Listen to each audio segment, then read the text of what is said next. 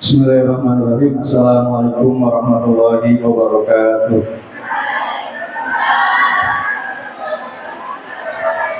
Alhamdulillahirabbil alamin. Allahumma shalli ala sayyidina Muhammad wa ala ali sayyidina Muhammad amma ba'du.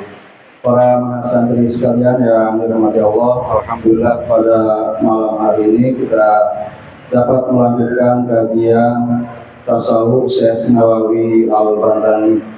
Sebelum kita memulai kajian ini, mari kita baca surah Al-Fatihah. Mudah-mudahan Allah memberikan tempat yang istimewa bagi guru kita Syekh Nawawi Al-Bantani ini, serta para ulama yang kitabnya beliau syarah, juga kepada semua guru kita dan orang tua kita yang sudah meninggal dunia. Mudah-mudahan Allah terima amal ibadah mereka semua, ampuni segala kesalahannya. Pada guru-guru kita, orang tua kita, saudara-saudara kita, teman semuanya yang menjadi penanggung hidup kita, mudah-mudahan Allah berikan kekuatan, berikan hati yang terang, pikiran yang terang juga kepada kita semuanya, sehingga kita dapat belajar dengan baik.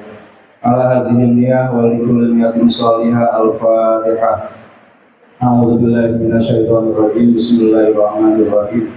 Alhamdulillahirabbil alamin arrahmanir rahim maliki yaumiddin. Iyyaka na'budu wa iyyaka nasta'in. Ihdinas siratal mustaqim. Siratal ladzina an'amta 'alaihim ghairil maghdubi 'alaihim waladdallin. Amin. Para santri sekalian yang saya hormati, terakhir kita membaca Maraqil Ubudiyah itu pada khutbatul kitabnya, pada bagian pengantar. Di sana telah dibahas tentang niat ibadah. PDF kitab ini sudah dibagikan ya, ya, alhamdulillah. Bisa lihat ke monitor, bisa lihat juga ke kitabmu, atau ya silakan. Nah, pada malam hari ini kita akan membahas Al-Qismul Awal, bagian yang pertama, Fit Ta'at, tentang ketaatan-ketaatan. Sebagaimana Anda lihat, ini adalah bagian yang terbesar dari kitab ini, dari halaman 17 sampai ke halaman 114 kurang lebih. Dan bagian ini bagian yang penting bagi kita sebagai pelajar, karena bagian ini mengenalkan kepada kita tentang makna ibadah. Karena sebagaimana kita bahas pada pertemuan yang kedua, bahwa ibadah kita itu tidak cukup dengan dilaksanakan ritualnya saja, tapi harus juga kita pahami maknanya, filosofinya. Dan ibadah itu kan sebagai tugas utama dalam hidup kita. Tadi sore saya baca di X, ya, ada satu postingan, kalau hidup ini diibaratkan dengan main game, ada namanya game itu RGB, role game play. Ya, iya. Di sana ada main quest, ada side quest katanya. Main quest itu tugas utama, side quest itu apa? Ya, saya juga nggak main gitu. Kali ada Anda yang suka main itu. Side quest itu seperti godaan. Nah, main quest kita adalah ibadah, sementara side quest itu entahlah apa di sana. Kalau kita sibuk main side quest itu, nanti pada saat kita lepas dari kehidupan ini, maka kita nggak punya apa-apa. Selain itu, kalau kita ingin sukses dalam kehidupan ini, baik dalam kehidupan yang sekarang di dunia maupun kehidupan kita yang selanjutnya, maka fondasi dari kesuksesan itu adalah kita pertama-tama adalah memahami bab ini, bab tentang tugas kita menaati Allah Subhanahu wa taala, tidak sekedar mengerjakannya tapi memahami maknanya. Ada apa Teteh? Ya.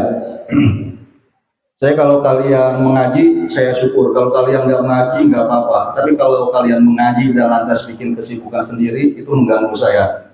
Lebih baik keluar saja ya. Nggak ngaji nggak apa-apa kalau buat saya. Hadir absen juga di kelas, apalagi di sini di pesantren bukan sesuatu yang penting buat saya ya. Jangan bikin kesibukan sendiri.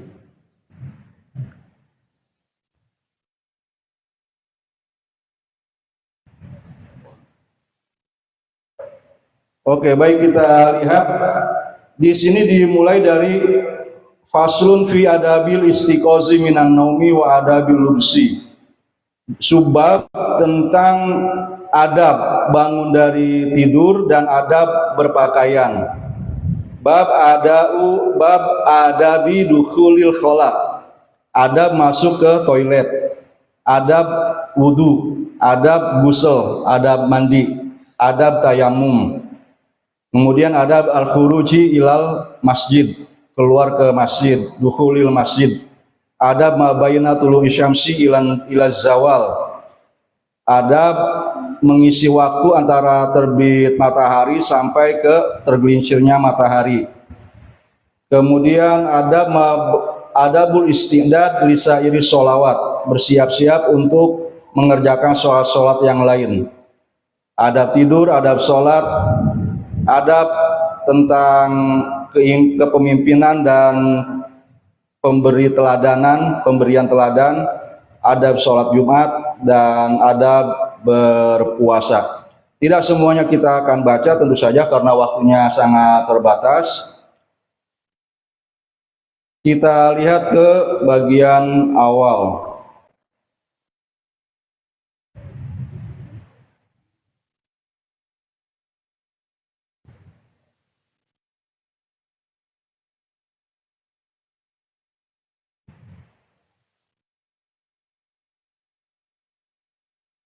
Yang bagian atas ini adalah kata-kata dari Imam Al-Ghazali. Ada yang sudah mencari filmnya, The Alchemy of Happiness, dapat nggak?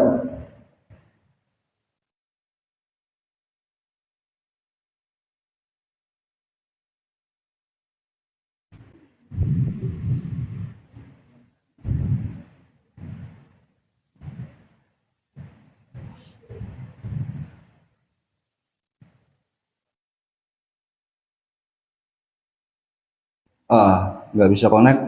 Cari saja di YouTube The Alchemy of Happiness, film tentang Al-Ghazali. Bagian bawahnya itu baru syarah dari Syekh Nawawi Al-Bantani. Al-Qismul awal min kismai makna taqwa. Bagian pertama dari dua bagian dari makna takwa. Jadi makna takwa yang pertama adalah taat, yang kedua adalah menghindari maksiat kan. Imtisalu awamirillah wa ijtinabu nawahi. Imtisal awamirillah sama dengan ketaatan. Lantas yang di bagian bawah ini, yang di dalam kurung itu adalah kata-kata dari sini, dari Imam Al-Ghazali, yang di luarnya baru kata-kata dari Syekh Nawawi Al-Bantani. I'lam anna awamirallahi ta'ala naw'ani. Ketahuilah bahwa perintah-perintah Allah itu ada dua macam. Al-faraidu wa nawafil. Yang fardu dan yang sunnah-sunnah. Fal fardu ra'sul mal. Yang fardu adalah modal. Ai asluh, atau asal dari harta. Wahwa aslu tijaroti, dia adalah asal dari perdagangan. Wabihi tuhsolun najah, dan dengannya akan diraih kesuksesan, keselamatan. Minal mahaliki, dari kebinasaan. Ada banyak yang Anda targetkan, Anda rencanakan dalam belajar, dan Anda butuh fondasi, butuh basis yang kuat, karena untuk meraih kesuksesan itu kan kita kalau pakai SWOT misalnya punya strength, punya kekuatan. Dari mana sumber kekuatan kita? Dari Allah. Kemudian ada weakness, kita punya banyak kelemahan. Bagaimana kita bisa menerima, mengatasi kekurangan itu? Ya caranya juga dengan kembali bersandar dengan Allah. Kemudian ada opportunity, ada banyak kesempatan pada saat ya sekarang Anda kuliah. Kadang sebenarnya kesempatan itu ada sangat dekat dengan diri kita tapi kita nggak lihat sehingga dia berlalu. Nah, kita berdoa kepada Allah supaya kita bisa lihat kesempatan itu, bisa memanfaatkannya, bisa menangkapkannya. Kemudian ada threat, ada ancaman-ancaman itu. Kayak ada distraksi kamu untuk dari belajar itu. Nah, supaya bisa melewatinya itu juga kita kembali bersandar kepada Allah. Dan modalnya supaya kita bisa melaksanakan semua itu adalah yang fardu ini. Wan naflu waribuhu wabihil fauz. Kemudian yang sunnah-sunnahnya itu adalah keuntungan, dan dengan mengerjakannya kita memperoleh keuntungan, aizofru atau memperoleh bidarojat dengan level-level yang lebih tinggi. Wahiyat tobakot minal marotib, sama dengan tobakot, level sama dengan tingkatan, sama dengan hierarki. Seperti berorganisasi yang mulai dari Anda jadi kader, jadi anggota, kemudian meningkat jadi pengurus bagian, kepala bagian, sampai jadi ketuanya. Ya, saya belajar ini seperti saya katakan di pertemuan pertama bareng-bareng dengan Anda. Ya, waktu semester 2 saya mempelajari hal-hal yang lain ya. Saya merasa jika saya mengetahui hal ini lebih cepat itu lebih baik. Jadi yang saya sampaikan kepadamu itu adalah apa yang saya ketahui yang terakhir gitu ya, bukan apa yang dulu sudah saya ketahui, sudah saya lakukan saat saya seumurmu. Dan seperti saya katakan kemarin, saya yakin bahwa jika lebih dulu mengetahui semua ini itu akan lebih baik lagi. Di sini ada banyak doa-doa pada intinya yang disampaikan oleh Syekh Nawawi tentang bagaimana kita mengisi rutinitas kita itu. Di bagian ini Syekh Nawawi mengatakan walantasila ayyuhat thalib, engkau tidak akan sampai wahai para pelajar lidarojatil aliyah, kepada level yang tinggi. Seberapa tinggi cita-citamu? Teteh yang pakai baju, pakai kerudung hijau dan hitam, seberapa tinggi cita-citamu dalam kuliah ini? Ya, kamu berdua coba berdiri.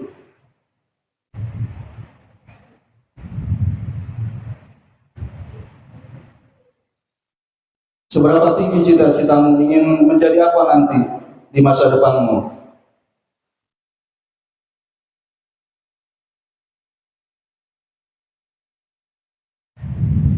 Ya, kamu ya pertama-tama hargai orang yang bicara di depan. Kalau kamu ingin dihargai, hargai orang lain. Sudah yang kedua kali. Saya sangat nggak suka memberikan peringatan seperti ini di kelas karena itu sangat merusak mood saya. Ya, dan saya ngajar itu moody. Begitu saya merasa senang, saya yang senang mengajar. Begitu saya merasa nggak senang, saya mendingan pulang. Ya, silakan duduk lagi.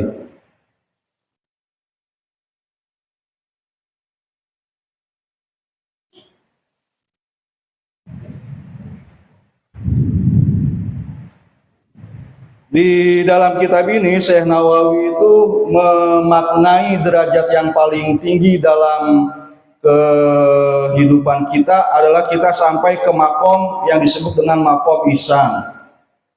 Ya, ini mengikuti yang Anda pelajari di hadis arba'in ya, tentang ada orang yang mendatangi Nabi lantas bertanya mal Islam, mal iman, mal ihsan.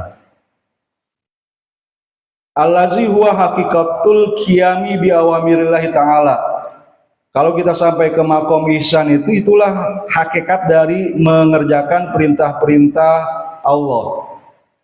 Kita nggak sampai ke sana illa bi muraqabati qalbika, kecuali dengan engkau mengawasi hatimu dan yawarihika, anggota tubuhmu.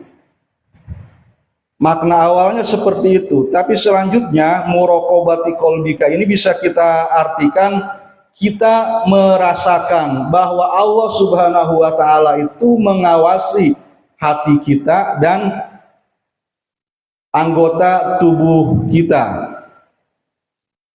Ya, di sini masih makna yang awalnya sebagaimana kelanjutannya ini. Wa huwa dawamu mulahazatika, bahwa engkau senantiasa mengawasi aishtigoli qalbika wastigraqi a'dha'ika ma'allahi ta'ala, menyibukkan hati dan anggota tubuhmu dengan Allah. Ya, caranya bagaimana? Kan kita nggak bisa setiap momen itu mengaitkan pikiran kita dengan Allah. Kadang-kadang kita juga ya menganggap ada pekerjaan-pekerjaan rutin. Ya, caranya pertama meniatkan pekerjaan rutin itu juga sebagai ibadah. Di antaranya dengan doa. Mau tidur baca doanya, sejak bangun tidur baca doanya, terus semua aktivitas kita diiringi dengan doanya. Setelah kita baca doa itu, selanjutnya pikiran kita kepada yang lain itu sudah terhitung juga termasuk dalam istighraqul qalbi wal jawari ma'allah. Memenuhi semua pikiran, semua batin kita dan anggota tubuh kita dengan Allah. Fi dawami lahazatika, pada kontinuitas, pada keseluruhan. Lahzat itu momen. Wa anfasika min hinatas bahu ila hini tamsi, sejak engkau pagi-pagi sampai engkau sore.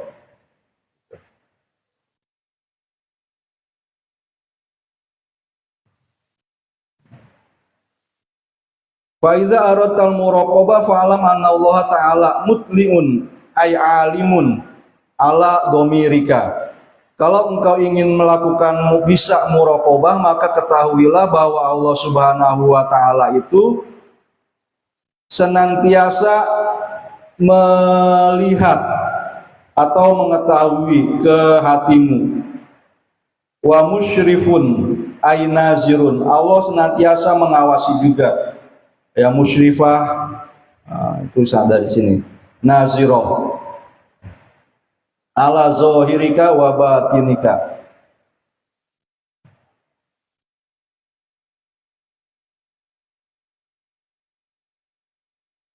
Di sini diajarin sebuah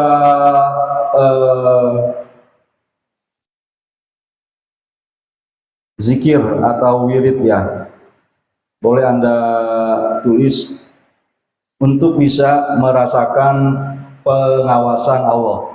Allahu syahidi, Allah senantiasa mengawasiku. Allahu hadiri, Allah senantiasa hadir pada diriku. Allahu mutliun alayya, Allah senantiasa mengawasiku. Syekh Nawawi mengatakan ada gurunya yang mengijazahkan lah ya. Faiza dawamal abidu ala haza zikri, jika seseorang mendawamkan zikir ini, a'anahullahu ta'ala alal muraqabah al mazkurah, maka Allah Subhanahu wa taala akan membantunya untuk senantiasa bisa melakukan muraqabah yang tadi disebutkan. Apa zikirnya? Allahu syahidi, Allahu hadiri, Allahu mutliun alayya. Ada teman saya yang membaca zikir ini saat dia melepas anaknya pergi pesantren atau pergi kos gitu ya. karena yang merasakan mulai dari kecemasan, kegelisahan karena berpisah itu sebenarnya bukan hanya kamu yang pergi dari rumah. Orang-orang yang kamu tinggalkan di rumah juga merasakan hal yang sama. Itu saya rasakan setelah saya jadi orang tua. Rasanya lebih mudah jadi diri saya dulu yang pergi pesantren, pergi kuliah jauh dari rumah. Gak mikirin orang tua waktu itu karena senang atau sibuk dengan belajar dan aktivitas sehari-hari. Sementara setelah jadi orang tua, ya mikirin anaknya itu lebih-lebih. Sehingga sama istri saya juga dibilang, jangan dipikirin terus mas, nanti anaknya juga kalau kebatin itu jadi ikut merasa cemas, ikut merasa yang lain-lain. Nah teman saya itu pertama untuk menenangkan hatinya, ya dia menyerahkan anaknya itu yang mau pergi kepada Allah dengan cara membaca doa ini. Kemudian faslun fi adabil istiqos minan naum, pasal tentang adab bangun tidur. Apa doa yang kamu baca ketika bangun tidur?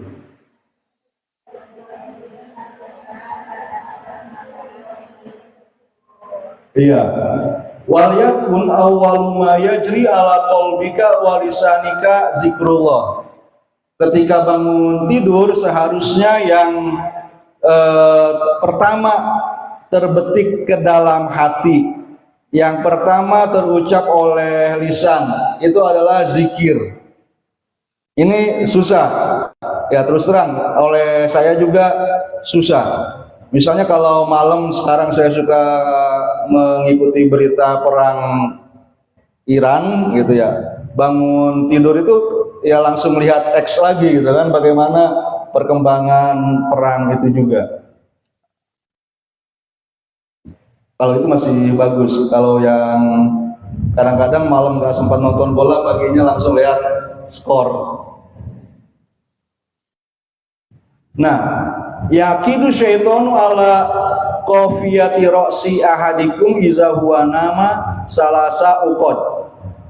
Setan akan mengikat ke kepala seseorang di antara kamu ketika dia tidur dengan 3 ikatan. Yadribu ala kulli uqdatin makanak alaika lailun tawil farkud. Yang pertama tuh disembur-sembur sama setan dan dibacakan malam masih panjang, maka tidurlah. Fa inistaiqaza zakiran lillah in halak uqdah. Kalau seseorang bangun kemudian langsung zikir kepada Allah, maka terlepaslah 1 ikatan. Kalau dia berwudu, maka terlepas 1 ikatan lagi. Kalau dia sholat, maka lepaslah 1 ikatan lagi. Ada sholat yang untuk misalnya setelah wudu, sebelum sholat yang lain. Fa'asbaha nasyiton thayyiban nafs, maka jika dia lakukan semua itu, dia akan berada di pagi hari dengan penuh semangat dan jiwa yang cerah. Wa illa asbaha khabisan nafsi kaslan, kalau tidak maka dia akan hatinya itu keruh serta malas. Di sini doa yang diajarkan oleh Imam Al-Ghazali ya sama seperti yang kamu baca barusan. Alhamdulillahillazi ahyana ba'dama amatana wa ilaihin nusyur. Kemudian ada kelanjutannya. Silakan di sini usahakan untuk kamu hafal. Sebagian ini sama dengan misalnya kalau kamu mengamalkan maksurat juga tuh. Ya, ada asbahna wa asbahal mulku lillah walhamdulillah la syarikalah la ilaha illahu wa ilahin nusur. Asbahna ala fitratil islam wa kalimatil ikhlas wa ala dini nabiyika Muhammad sallallahu alaihi wasallam. Asbahna wa asbahal mulku lillah walhamdulillah. Nah, ini dia yang diambil oleh siapa yang menyusun maksurat itu. Hasan Al-Banna. Asbahna wa asbahal mulku lillah, tapi agak berbeda. Wal azamatu was sultanu lillah wal izzatu wal qudratu lillahi rabbil alamin. Asbahna ala fitratil Islam wa ala kalimatil ikhlas wa ala dini nabiyina Muhammad. Allahumma bika asbahna wa bika amsayna wa bika nahya wa bika namut wa ilaikan nusyur. Allahumma inna nas'aluka an tab'asana fi hadzal yaumi ila kulli khair wa na'udzubika an najtariha fihi su'an aw tajurruhu ila muslim aw yajurruhu ahadun ilaina. Nas'aluka khaira hadzal yaum wa khaira ma fihi wa na'udzubika min syarri hadzal yaum wa syarri ma fihi. Coba nanti ditulis. Saya rencananya kalau pertemuan-pertemuan yang lain itu saya sudah bikin materi dulu sebenarnya. Tapi untuk pertemuan keempat, yaitu tadi salah satu alasannya nonton atau mengikuti berita perang. Jadi belum sempat membuat apa yang seperti ini. Dalam rencana saya untuk materi ini pun kamu saya mau siapkan doa-doanya gitu. Itu sudah diambil, sudah ada terjemahannya. Ini kan ada terjemahannya di sampingnya ini.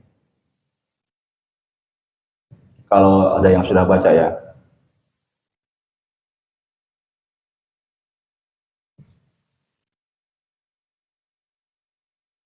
Ya Allah, karena Engkau kami berada di pagi hari.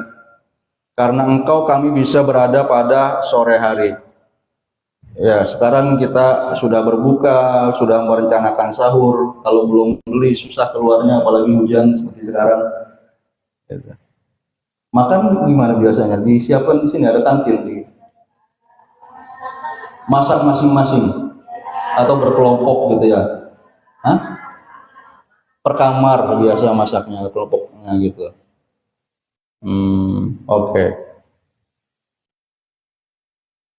Iya, kita sudah melakukan usaha, tapi sebenarnya hakikatnya bisa sampai besok sahur, yaitu karena Allah. Saya bilang kesadaran seperti ini bagi saya sendiri mahal, karena nggak muncul pada saat usia sepertimu, usia masih muda. Pada saat tenaga kuat, pikiran juga merasa sedang pintar-pintarnya, cerdas-cerdasnya, segala yang bisa kita lakukan itu saya lakukan karena kepintaran dan kekuatan sendiri. Ya, bagaimana prosesmu kesadaran batin mahal ini bisa cepat kalian sadari, itu terserah kepada kamu sendiri sebenarnya. Wabika nahya, karena Engkaulah kami hidup. Wabika namut, dan karena Engkaulah kami meninggal. Orang meninggal bisa sebabnya macam-macam, karena sakit, karena kecelakaan, karena syahid seperti pada perang ini. Ya, atau bahkan ada orang yang meninggal dibunuh orang dalam syahid itu. Pada saat seseorang meninggal dibunuh orang, mengapa yang membunuh saja yang disalahkan? Allahnya enggak disalahkan. Mengapa misalnya sebagian orang ya ada yang anaknya meninggal duluan, tapi pada umumnya orang tuanya meninggal duluan. Ada yang meninggalnya pada saat misalnya ya sudah selesai kuliah, sudah bekerja, sudah berkeluarga, sudah punya anak, sehingga anakmu bertemu dengan neneknya. Ada yang enggak, masih baru dilahirkan orang tuanya sudah enggak ada, seperti Nabi Muhammad kan seperti itu. Sebagian itu bisa menimbulkan pertanyaan, menyalahkan Allah pada saat kondisi seperti itu. Nah, salah satu jawabannya, kalau seseorang membunuh sebagai penjahat ya tanpa alasan, membunuh orang lain, mengapa dia disalahkan, mengapa dia kisos, dipenjarakan, sementara Allahnya enggak disalahkan? Karena Allah adalah pemilik kehidupan dan kematian. Ya, pemiliknya nggak disalahkan mau melakukan apapun terhadap yang ia miliki. Sementara kita, jangankan kehidupan dan kematian orang lain, kehidupan dan kematian diri kita sendiri saja bukan milik kita. Sehingga jangankan membunuh orang lain, bunuh diri juga salah.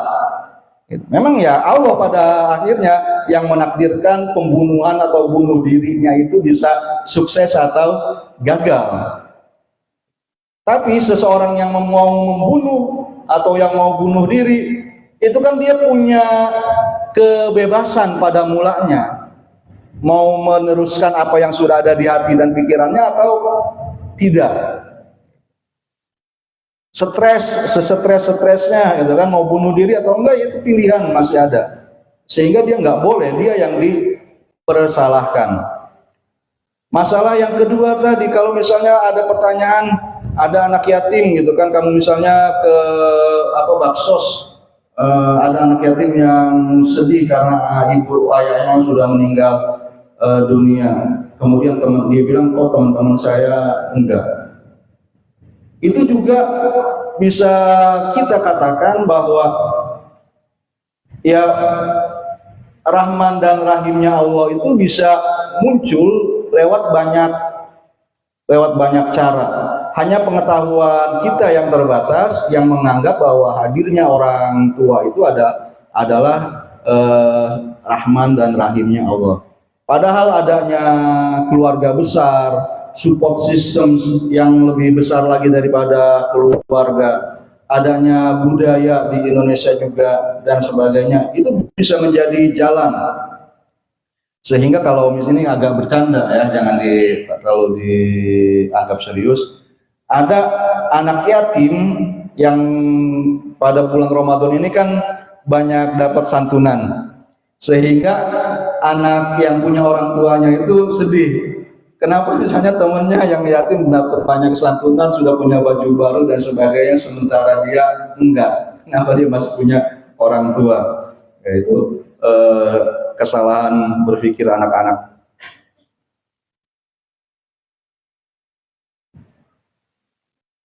Selanjutnya bab adab dukhulil khala, bab masuk ke toilet. Ada doanya. Apa doanya?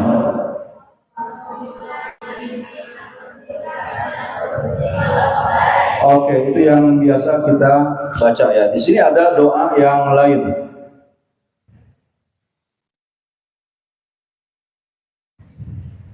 Karena izala bisa sauban. Oh, ini mah doa masuk doa memakai baju ya. Doa memakai baju. Allahumma inni as'aluka min khairihi wa khairi ma huwa lahu wa a'udzubika min syarrihi wa syarri ma huwa lahu. Ini juga banyak di antara kamu yang sudah hafal. Atau ini, alhamdulillahillazi kasani haza wa razaqanihi min ghairi haulin minni wala quwwatin wa farallahu lahu ma taqaddama min zambi. Orang yang membaca doa seperti ini maka akan diampuni semua dosa-dosanya yang sudah berlalu ketika dia memakai pakaian baca doa ini. Segala puji bagi Allah yang sudah memakaikan pakaian ini kepadaku dan menganugerahiku pakaian ini tanpa ada usaha dan kekuatan dari diriku. Kemarin saya tonton film juga saya lupa di AI atau di TikTok yang itu kemungkinan besar hasil kerja AI itu. Di Cina ada industri konveksi yang bahannya dari pohon pisang. Ada yang nonton video itu juga enggak? Yang sejak penebangan, bukannya tebang ya, enggak ada gambar di tebangnya. Setelah ditebang itu batang pisang mulai masuk ke pabrik konveksi itu sampai dia dibungkus itu enggak pernah bertemu dengan tangan manusia. Semuanya dikerjakan oleh mesin. Ya kita baca doa ini dan saya juga jadi berpikir harus berpikir juga bagaimana impian yang seperti itu Mungkin ya belum sepenuhnya orang Cina juga ya, karena banyak yang di komentar tuh bilang itu videonya bikinan AI. Bisa membuat pakaian kita tanpa bertemu dengan tangan manusia sedikit pun, semuanya dikerjakan oleh mesin. Mengapa kita harus ikut berpikir juga tentang teknologinya? Karena kalau enggak, kita akan ya pasar kita bakal dikuasai terus oleh Cina misalnya. Seperti barang-barang di TikTok piring satu lusin itu bisa seharga 10.000. Nggak kepikiran oleh saya bagaimana bisa memproduksi satu lusin, iya satunya nggak sampai 1.000 gitu kan. Dia bikin piring 1.000. Mungkin kamu berpikir, saya kan jurusannya BKI, KPI, ilmu hadis dan lainnya gitu ya. Ya tapi nggak apa-apa, karena misalnya teknologinya nanti biar temanmu yang dari jurusan mekanik, jurusan itu yang membuatnya. Tapi kamu bisa manajemennya misalnya gitu. Jadi doanya ini kita baca, tapi pemaknaannya juga kita perluas. Kita nggak bisa terus-menerus hanya sebagai konsumen. Kalau zaman saya kecil, mukena yang dipakai oleh ibu sama nenek saya itu semuanya warna putih. Kalau sekarang kan macam-macam, udah ada yang merah, ada yang bunga-bunga, ada yang hijau seperti itu. Kalau yang pendukung Chelsea mungkin punya warna biru gitu. Pendukung Barcelona ada nggak di sini? Perempuan juga banyak yang suka bola kan? Iya. Nah, itu produksi dari pabrik dari yang mengikuti tren yang mungkin itu nggak bisa dihindari gitu ya. Ya buktinya misalnya rombongan umroh saja juga bisa seperti itu gitu ya. Walaupun misalnya bajunya mayoritas masih hitam dan putih, tapi sal-sal tanda pengenalannya itu kan udah semakin beragam antara satu travel dengan yang lain berbeda-beda. Bab tadi masuk ke kamar kecil. Ini juga ada doanya, bisa kamu cari di sini. Dan yang lainnya seperti kalau ini untuk istijmar ya, jarang kita pakai. Istijmar itu kalau kita nggak punya air, bagaimana cara bersuci? Ya kamu juga mungkin nanti di pesawat kalau dapat kerjanya ke luar negeri gitu, bukan di Indonesia. Saya kan tadi bertanya sejauh mana cita-citamu. Iya seperti itu. Baik untuk bekerja, cari ilmu S2, S3, dapat jodoh bukan orang Indonesia. Iya. Iya. Ada saluran YouTube yang baru saya subscribe kemarin, itu ada pelajar Indonesia kuliah di Cina jurusan ilmu perpustakaan. Setelah dia sarjana, dia nggak pulang ke Aceh tapi menikah dengan orang Cina.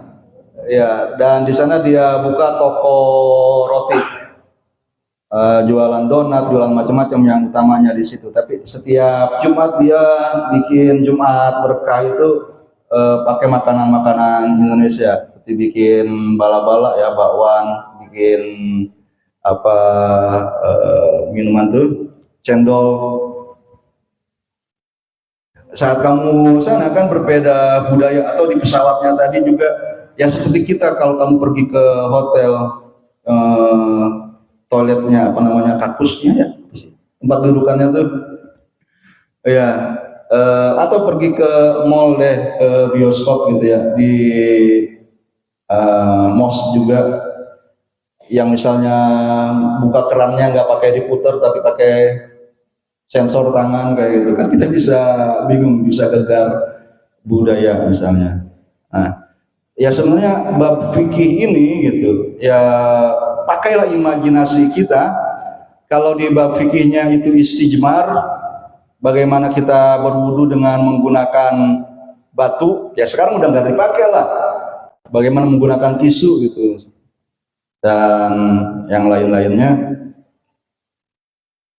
Oke. jalan-jalan nggak apa-apa. Kalau misalnya nanti kayak Inaya bilang, Pak Fadil saya mahasiswa mahasantri nggak ngaji karena mau cari pengalaman, eh, cari tempat yang itu tadi nggak ada airnya buat istinja, yang toiletnya yang kerannya pakai sensor supaya nggak gegar budaya, itu mungkin bisa diizinkan. Jangan menghadap kiblat dan jangan membelakanginya ketika sedang buang hajat.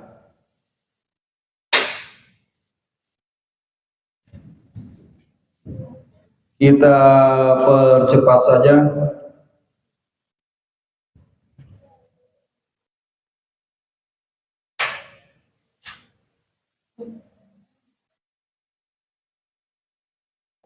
Wudhu.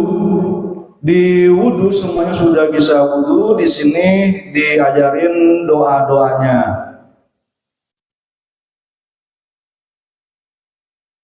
Berwudhu dianjurkan menghadap kiblat. Tapi kalau ya ini kalau sedang susah menghadap kiblat ya nggak apa-apa. Pertama baca Bismillahirrahmanirrahim.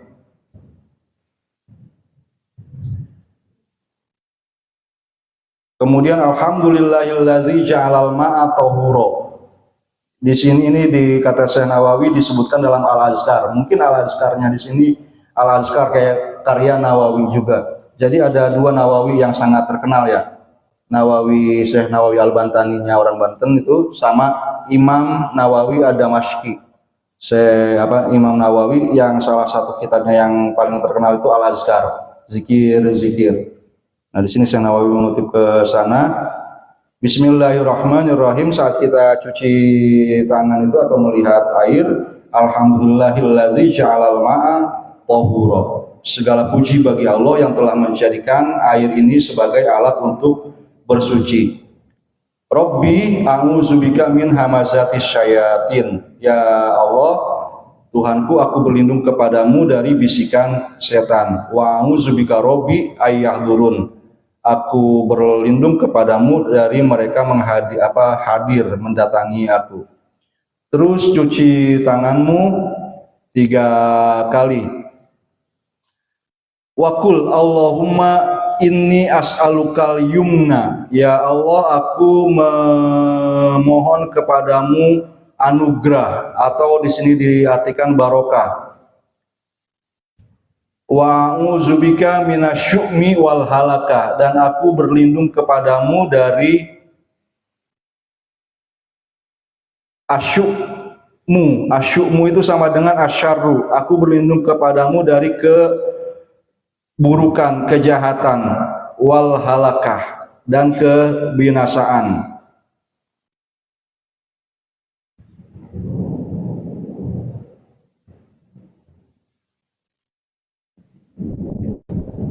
Terus di sini ada doa untuk ya setiap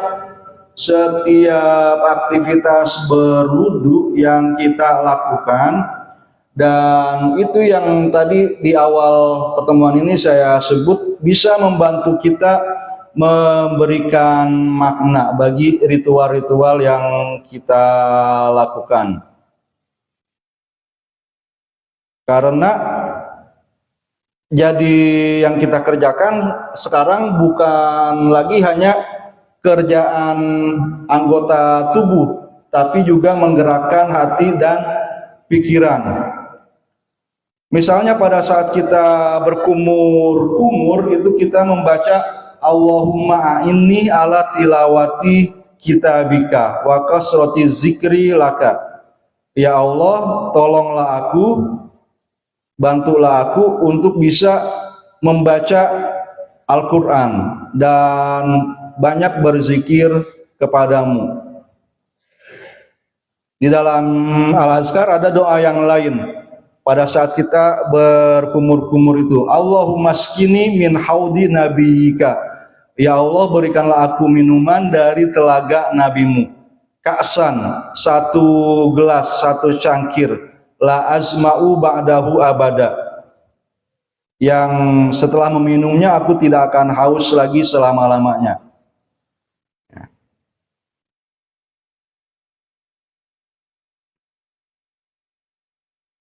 Bayangkan jika doa ini bisa meresap ke dalam hatimu.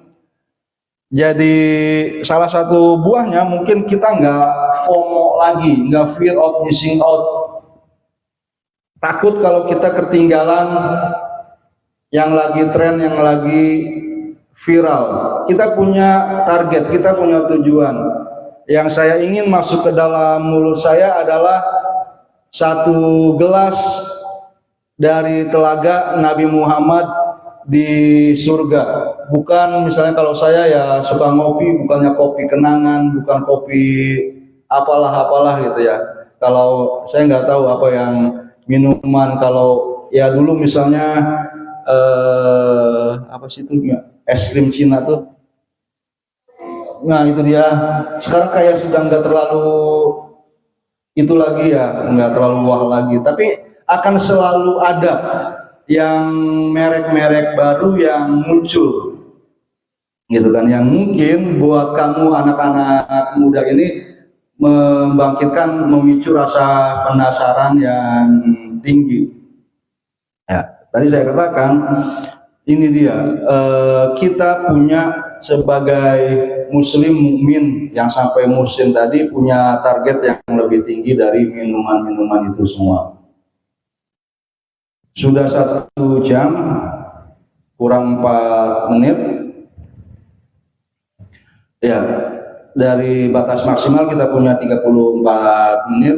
Saya pikir saya cukup sampai di sini saja. Masih banyak sekali materi bagian kedua dari kitab Marokil Ubudiyah ini yang belum kita baca.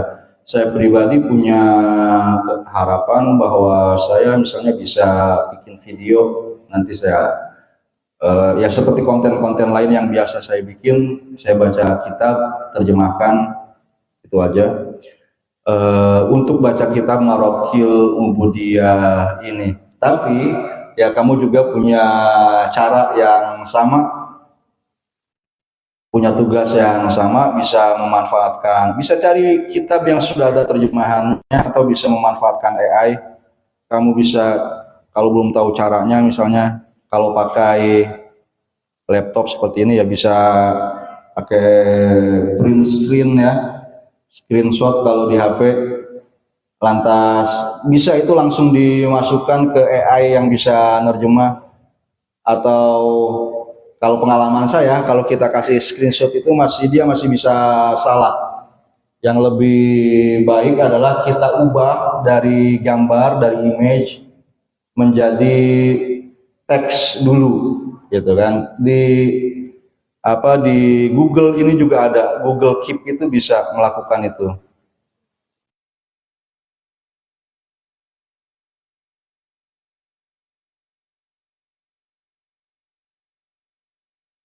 Ini enggak masuk ya, tapi ada Google Keep, catatan. Dia bisa ambil teksnya, nanti baru masukin ke AI bisa menerjemahkannya.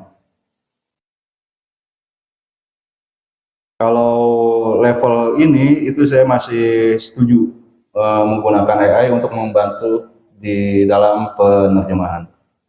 Baik, dari saya cukup sekian, mudah-mudahan bisa memberikan inspirasi. Nanti ada refleksi lagi, refleksi pertemuan 4, refleksi pertemuan 3 dan 4 kerjakan bareng-bareng malam ini, tolong di stop. Silakan kalau ada tanggapan, ada pertanyaan. Pertemuan kedua itu saya senang karena ada pertanyaan, ada tanggapan dari Anda. Silakan.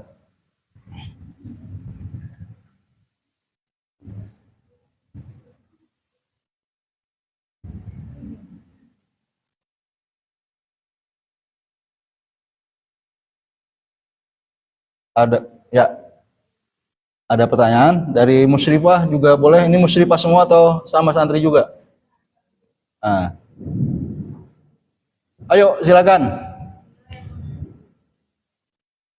Apa yang ada di pikiranmu, sampaikan saja. Bukan pertanyaan juga nggak apa-apa.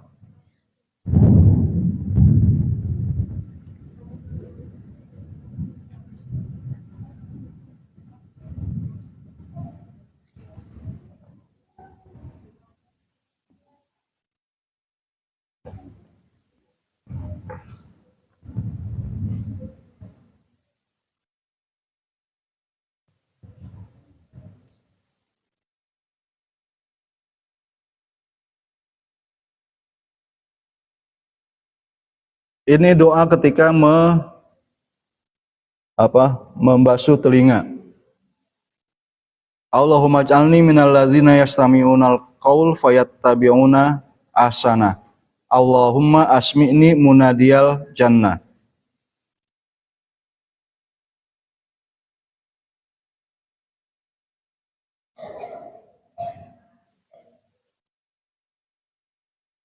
Ya, silakan. Nama dan jurusan. Sawa. Ya.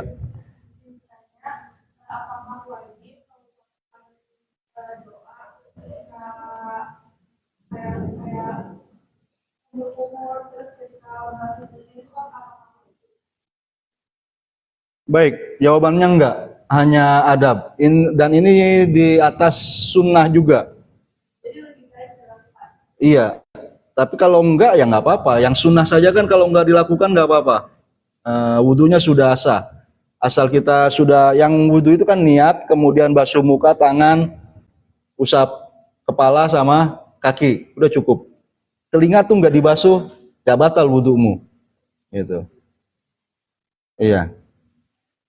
Tapi ini menjadi penting karena tadi di bagian awal ini dikatakan bahwa kalau kita mengerjakan hanya wajib-wajibnya saja, ibarat orang dagang itu kita hanya dapat kembali modal doang, nggak dapat untung. Nah, kalau pengen dapat untungnya maka yang sunnahnya dikerjain. Setelah sunnah dikerjain juga pengen dapat untung lebih gede lagi kan? Nah, kerjain adabnya. Jadi adab itu menjadi sesuatu yang sangat penting karena pondasi yang fardu dan sunnahnya sudah kita kerjain. Bisa kelihatan seberapa besar, seberapa kaya, seberapa untungnya, seberapa suksesnya orang kalau yang adabnya saja bisa dia kerjakan. Berarti secara nggak langsung itu menunjukkan yang fardu dan sunnahnya sudah nggak kelewatan dari dia.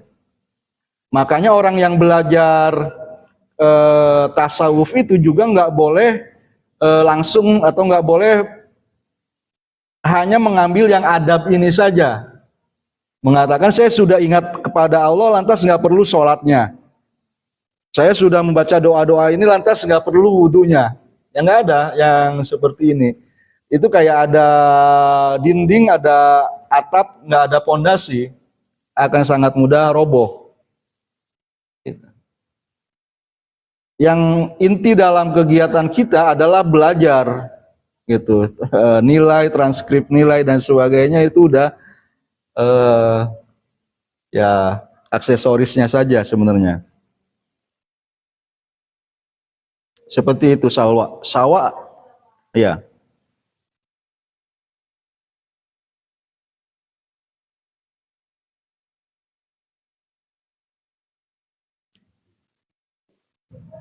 Yang lain? Nama? Uswa? Jurusan?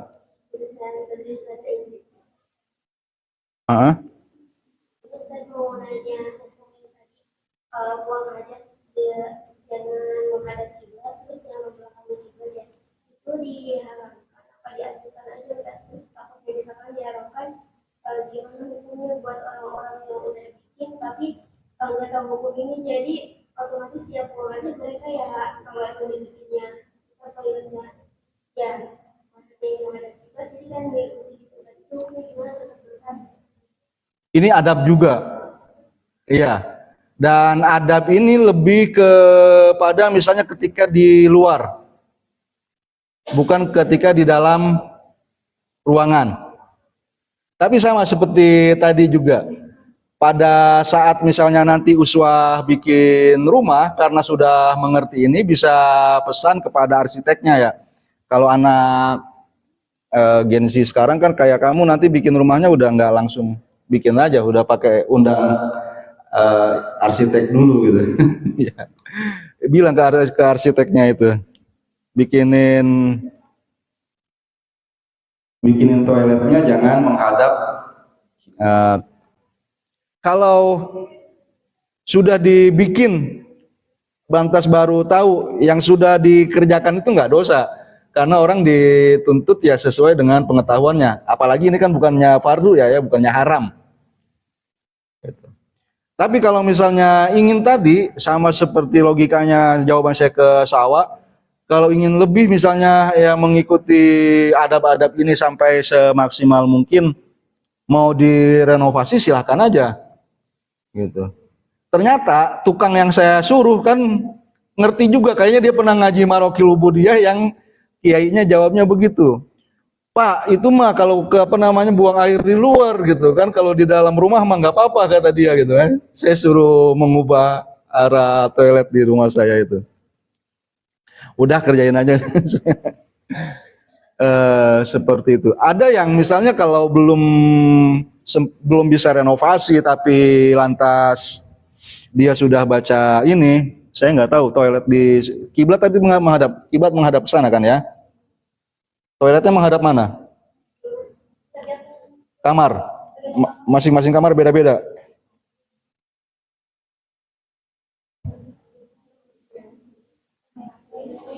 Iya, kiblatnya menghadap ke sana gitu.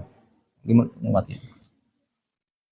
Ya berarti nggak boleh begini posisi BAB, BAK-nya. Ya, menghadap ke sana nggak boleh, membelakangi ke sana juga nggak boleh secara adab. Kalau bentuk toiletnya belum kayaknya enggak lah. Mungkin menghadap ke sana atau menghadap ke sana kan toiletnya. Ya enggak? Ada lagi? Masih ada waktu 22. Ya. Silakan, nama. Lu Atul Fauzia. Jurusan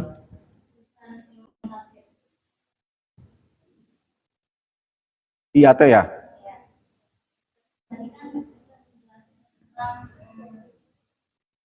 Kalau manusia ini kayak misalnya kalau membunuh itu karena emang diri manusianya aja gitu, bukan dari Allah gitu kan.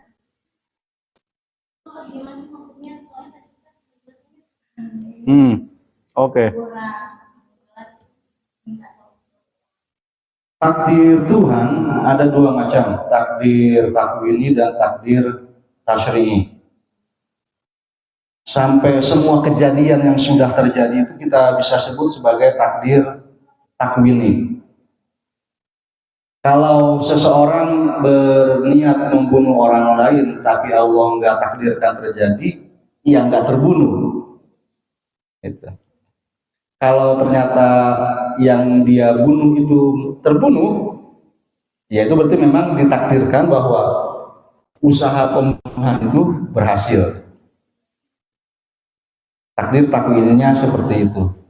Sama seperti misalnya lahirnya kita menjadi hidup, itu termasuk takdir takwini, ketetapan Allah. Ditetapkan sebagai laki-laki atau perempuan, semuanya itu setelah terjadi kita masukkan seperti itu. Tapi Allah punya takdir yang lain, punya irodah yang lain juga, irodah tasyri'iyah atau takdir tasyri'i, yaitu syariat-syariatnya. Bagaimana, apa yang halal, apa yang haram Allah tetapkan. Itu bisa terjadi bukan hanya karena kehendak Allah, tapi Allah berikan kebebasan kepada manusia, mau memilih yang halal atau enggak, mau menahan diri dari yang haram atau enggak. Jadi pada saat peristiwa pembunuhan terjadi, apakah boleh kita mengatakan itu takdir Allah, kehendak Allah? Boleh.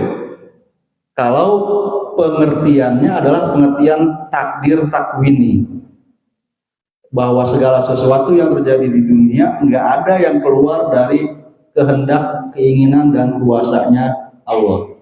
Kalau ada, kita repot, berarti ada orang yang mampu mengerjakan sesuatu di luar kuasanya Allah. Tapi kita nggak boleh mengatakan itu sebagai kehendaknya Allah dalam pengertian yang kedua, irodah tasyri'iyahnya, takdir tasyri'iyahnya. Mengapa saya membunuh? Ya karena Allah menghendaki, jangan salahkan saya. Mengapa kamu kafir? Ya Allah menghendaki saya kafir. Mengapa kamu jadi LGBT misalnya? Ya Allah takdirin saya jadi bencong, jadi botik. Ya kadang-kadang TikTok suka ini juga dia. Seperti itu. Kadang-kadang orang itu mencampur adukan antara takdir takwini dengan takdir tasyri'i. Perbuatan jeleknya yang menjadi kuasanya sendiri, menjadi pilihannya sendiri, itu dia katakan sebagai kehendak dan kuasa Allah. Mengapa kamu nggak belajar alas-alasan sehingga melewati banyak kesempatan? Sudah ditakdirin Allah. Kalau Allah takdirin saya jadi orang yang rajin, jadi orang sukses belajar, ya saya rajin lah, saya sukses lah. Wa iza qila lahum anfiqu mimma razaqakumullah qala alladzina kafaru lil ladzina amanu anut'imu ma law yasha'ullahu at'ama. Apa artinya? Jika dikatakan kepada orang-orang yang kafir, berilah makanan kepada orang-orang miskin itu, mereka menjawab, buat apa saya ngasih sedekah kepada mereka? Kalau Allah mau ngasih mereka makanan, Allah akan memberikan makanan kepada mereka. Padahal adanya orang yang miskin, adanya orang yang lemah, orang yang sakit, orang yang bodoh, itu adalah lahan jihadnya bagi orang yang pintar, yang kaya, dan sebagainya, untuk solidaritas di situ gitu. Takdir takwininya Allah menciptakan manusia nggak satu kelas, nggak dibuat semua orang itu kaya, nggak dibuat semua orang itu pintar. Nah, tadi orang kafir bilang, ya makan ini juga Allah yang punya tanggung jawab memberikan makanan kepada orang-orang yang mustadafin, yang lemah itu. Seperti itu dulu. Satu lagi yang terakhir, silakan nama. Salisa. Kamu anak ketiga. Kenapa namanya jadi Salisa? Enggak apa-apa, yuk silakan. Jurusan BKPI. Silakan Salisa.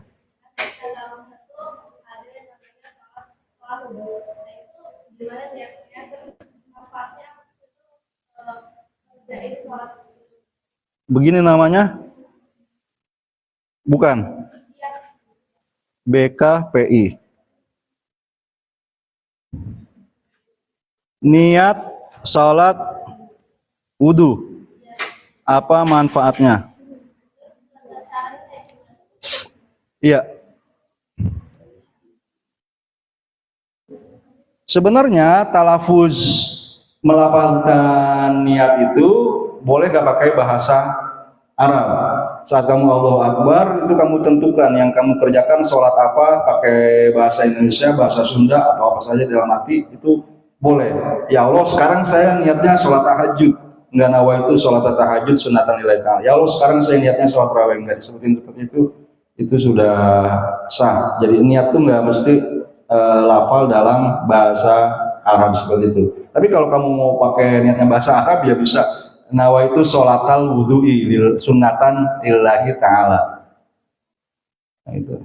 Nawaitunya sama, aku niat sholata sunnatil wudu, sholat sunnah wudu. Itu sholata sunnah, udah sebut tadi ya, lillahi ta'ala, itu aja yang paling ringan. Manfaatnya, waktu Isra Mi'raj Nabi Muhammad itu lihat dengar suara terompah yang dia sudah kenalin. Ini terompahnya terompah Bilal. Loh, kenapa Bilal suara terompahnya sudah kedengaran di surga? Waktu pulang Nabi Muhammad tanya kepada Bilal, Bilal, apa yang biasa kamu kerjain? Setiap saya selesai wudhu, saya kerjakan sholat sunnah karena saya sudah mengerjakan wudhunya itu.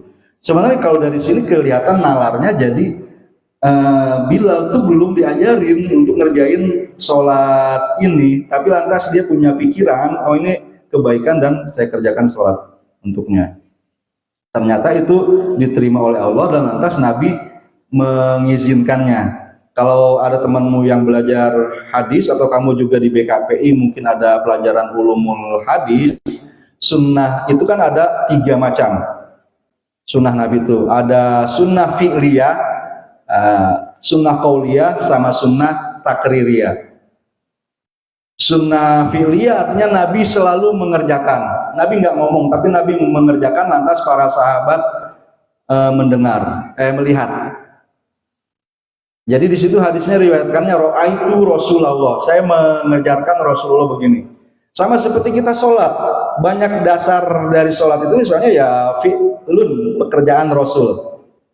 Shollu kama ra'aitumuni usolli, khudhu anni manasikakum, mengerjakan haji juga sama, banyak bersandar kepada sunnah fi'liyah Rasul.